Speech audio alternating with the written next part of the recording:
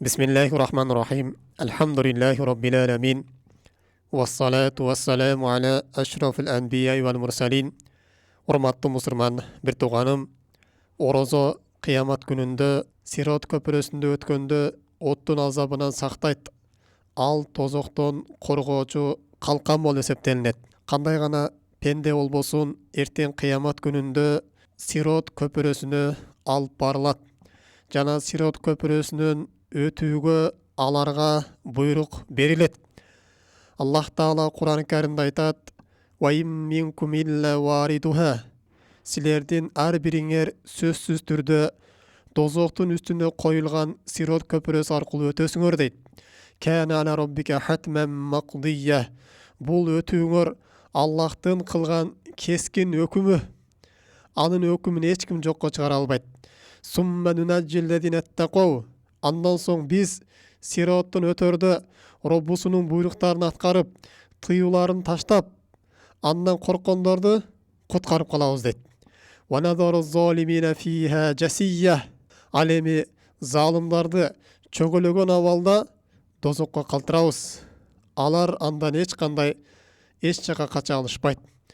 Демек, урматтуу мусулман бир тууганым, Сирот көпүрөсүнөн өтмөйүнчө бул бейишке кирүү болбойт. Ал эми орозо мына ошол Сирот көпүрөсүндөгү оттон пендени сактайт. Сирот көпүрөсүнүн астында тереңдиги 70 жылга тең болгон дозок оту жалындап күйүп турат. Бул кыяматтын эң оор учурларынын бири.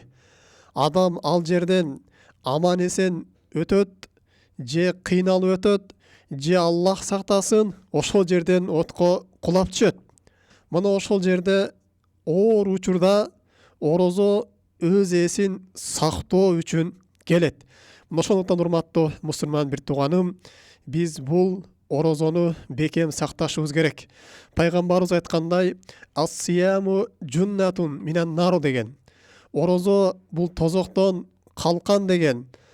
Хиснун хасинун минан нар, дозоктон коргоочу бекем чеп деген. Ошондуктан биз бул бекем чепти сакташыбыз керек. Аны бузуп албашыбыз керек. Аны айрып же жыртып же тешип албашыбыз керек. Анткени орозону кемчилдиктүү кармаштык, орозого маани бербештик бул орозону жыртып алган менен, тешип алган менен эле барабар. Пайгамбар саллаллаху алейхи ва саллям айтат: "Ас-сауму джуннатун." Орозо бул калкан мәләм яхрикха. Ким аны жыртпаган болсо дейт, аны тешибеген болсо, орозо тозоктон калкан болуп берет дейт. Алымдарыбыз орозону кантип жыртып алат дегенде, яни бил гыйба дейт. Адам орозо болуп туруп гыйбат кыла турган болсо, бул орозосун тешигенге өзүнүн чебин бузганга эле барабар дейт. Пайгамбарыбыз башка бир хадистеринде: "Фамен асбаха минкум саиман фала яджхал яумаидин." Кимдин силердин бирөөңөр орозо боло турган болсо, ошол күнү эч кимди сөкпөсүн дейт. Финимрун жахил алейхи фала яштумху вала ясуббуху. Эгерде ага бирөө орой мамиле кыла турган болсо, аны менен урушпасын, аны сөкпөсүн. Тескеринчеси фалиякул инни саимун, мен орозомун деп жооп берип басып кетсин дейт. Валлади нафсу Мухаммад биядихи. Мухаммаддын жаны анын колунда болгон затка касам ичип айтамын. Ла хулуфу фами саими ахтияб индаллахи рихул мисик. Орозо адамдын оозунан чыгып турган жыт Аллахтын алдында мисиктин жытынан дагы жыттуураак деп Пайгамбар саллаллаху алейхи ва саллям айтат. Демек, урматтуу мусулман бир тууганым, биз эртең кыямат күнүндө өзүбүзгө бекем чепти, бекем калканды сактап калуу үчүн биз орозобузду гыйбат сөздөрдөн, бирөөлөрдү ушак кылгандан, бирөөлөрдү сөккөндөн, бирөөлөр менен урушкандан сактанышыбыз керек экен. Ошондо орозо бизге бекем чеп болуп берет экен.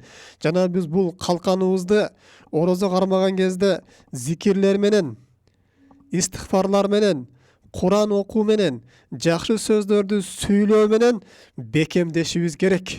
Мына ошондо эртең бизди Сирот көпүрөсүнөн эсен аман куткарууга орозо эң чоң себепкер болот. Дагы орозо, урматтуу мусулман бир тууганым, бул тозок отунан алыстатат. Пайгамбар саллаллаху алейхи вассалам бир хадисте айтат: ким бир күн Аллах үчүн орозо кармаган болсо, Аллах Таала ушул адамдын жүзүн тозоктон 70 жылдык аралыкта алыстатат деген. Демек, орозо бул тозоктон сактоочу амал экен. Орозо бул кыямат күнүндөгү эң бир оор болгон учурлардын биринде Сирот көпүрөсүндө пендеге калкан болуп, ага тосмо болуп, дозоктун отуна күйүүдөн сактоочу амал экен. Кимде ким бул дүйнөдө орозону сактаган болсо, демек акыреттеги калканын өзүнүн чебин сактаптыр. Ал эми кимде ким бул дүйнөдө орозосун сактабаган болсо, анда кыямат күнүндөгү калканын дагы өзүнүн чебин дагы бузуптур. Ал эми кимде ким бул дүйнөдө орозосуну таза кармаган болсо, орозосун кемчиликтүү кармаган болсо, анда кыямат күнүндө өзүнө бир тешиги бар бузулган чепкен куруптур. Биз орозого канчалык маани берген сайын кыямат күнүндөгү тосмобуз ошончолук бизге күчөйт экен. Демек, урматтуу мусулман бир тууганым, биз орозо болгон күнү бирөөлөр менен урушпашыбыз керек. Бирөөлөр менен жанжалдашпашыбыз керек. Бирөөлөрдү сөкпөшүбүз керек. Биз тамак аштан кандай тыйылган болсок, гыйбат сөздөн дагы, бирөөлөргө тил менен зыян жеткиргенден дагы, бирөөлөргө орой мамиле кылуудан дагы мына ошондой эле тыйылышыбыз керек. Мына ошондой эле бизге милдет болуп эсептелинет. Аллах Таала орозону бизге парыз кылган кезде бизди такыба болуш үчүн бизге парыз кылып берген. Биз орозо кармап көзүбүздү дагы арамдан сакташыбыз керек. Тилибиз дагы орозо кармаш керек. Кулагыбыз дагы орозо кармаш керек.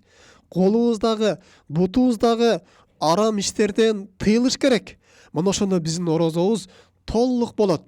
Ал эми орозо кармап туруп, көзүбүз менен арамга назар сала турган болсок, кулагыбыз менен арам нерселерди уга турган болсок, гыйбат сөздөрдү уга турган болсок, бирөөлөрдүн ушактарын уга турган болсок, бирөөлөрдү жамандаган сөздөрдү уга турган болсок, жана башка ыпылас сөздөрдү уга турган болсок, тилибиз менен гыйбат, ыпылас сөздөрдү сүйлөй турган болсок, анда биздин жемеликтен, ичмеликтен сактаганыбыз Аллах Тааланын астында эч кандай кадыр баркы калбай калат.